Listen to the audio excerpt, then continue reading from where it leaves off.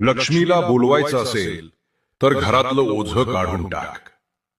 लक्षपूर्वक ऐक. लक्ष्मी ही केवळ सोन्या नाण्याची पैशांची देवी नाही, ती ऊर्जा आहे, ती चैतन्य आहे. लक्ष्मी तिथेच येते जिथं घाण नाही. बाळा, तू म्हणतेस रोज पूजा करते, पण लक्ष्मी घरी येत नाही. तू जरा तुझ्या घरात बघ. जुने कपडे, तुटलेल्या गोष्टी, नको असलेली कागद, सगळं साठवून ठेवलेले असणार. तेच अडथळे आहेत.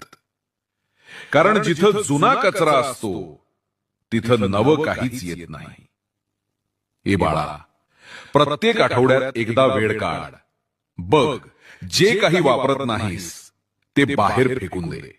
चांगले असेल तर ते कोणाला तरी दे ज्याला त्याचा उपयोग होईल.